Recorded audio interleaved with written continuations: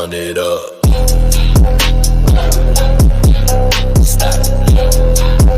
Hey guys, what's up? So, your so-called media influencers, do you trust them? Because chances are you probably shouldn't. Look, I know I'm new to this, but getting paid off to write stories doesn't seem like a good route to go if you're trying to be loyal to your fan base. Remember that. Because a lot of these people, especially on the right, which is shocking, not really, but they're all trying to get that money, and it's pretty pathetic. I mean, I'm doing this video from work. That's what you gotta do, right?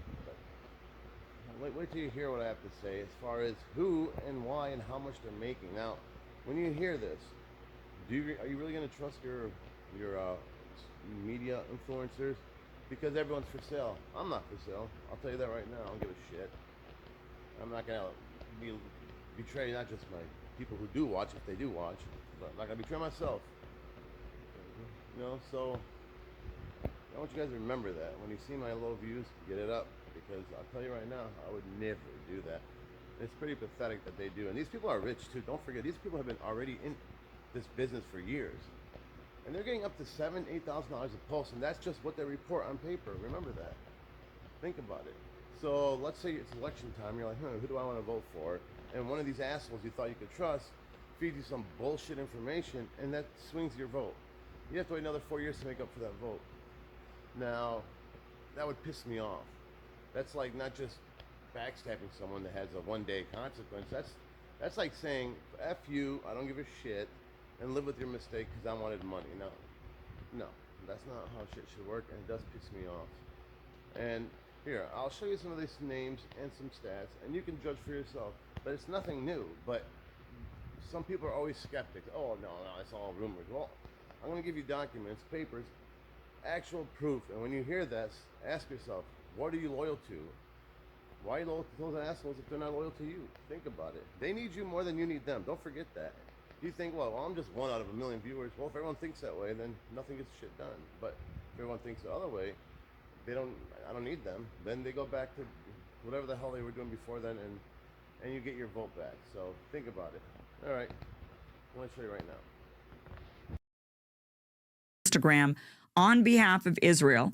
Bridges Partners, a firm working for the Israeli Ministry of Foreign Affairs, sent a series of invoices for its influencer campaign to Havas Media Group Germany, an international media group working for Israel.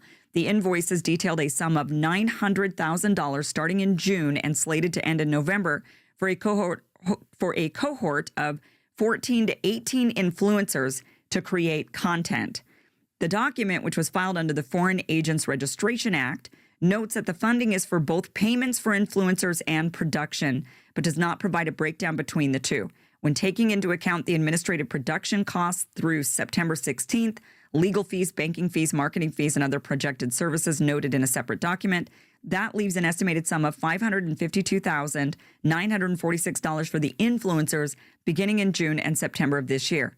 The firm estimated that the cohort was expected to produce 75 to 90 posts in that time. Doing the math, that would be $6,143 per post on the low end.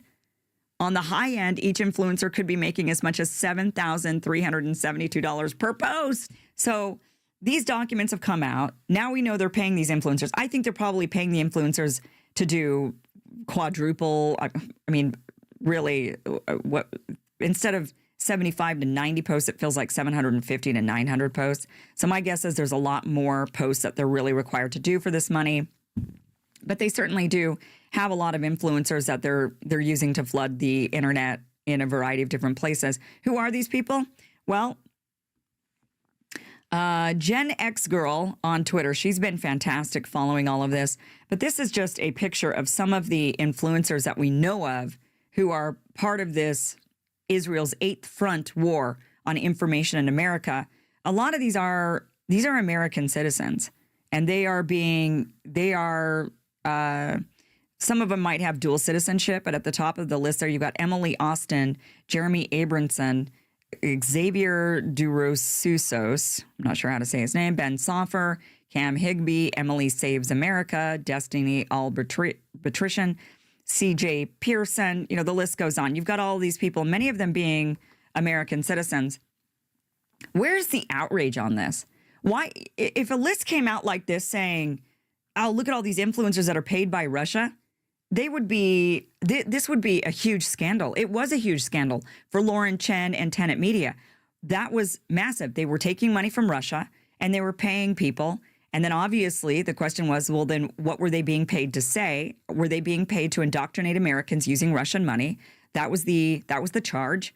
The influencers had to come out and deny it. They had to distance themselves. Lauren Chen went under investigation. She's since come back up for air, but is saying that, it's been terrible for her family. She hasn't been charged with anything. My guess is because she's cooperating. That's why she's not getting charged. She's actually giving them information. And they did, in fact, go after a couple of the Russians that were paying them. But why aren't they going after Netanyahu or the Israelis that are paying these influencers? If it's Russia, if it's China, if it's anybody else, there would be massive outrage. How dare they even think about indoctrinating Americans on American soil through our social media? How dare they do that? Trump made China sell TikTok because of influence and propaganda. Yet here are these influencers. We know who they are. They're taking money from Israel, and nobody's batting an eye about it. It's like, well, yeah, of course we are, obviously. And you're an anti-Semite if you say anything about it. Okay, well then I guess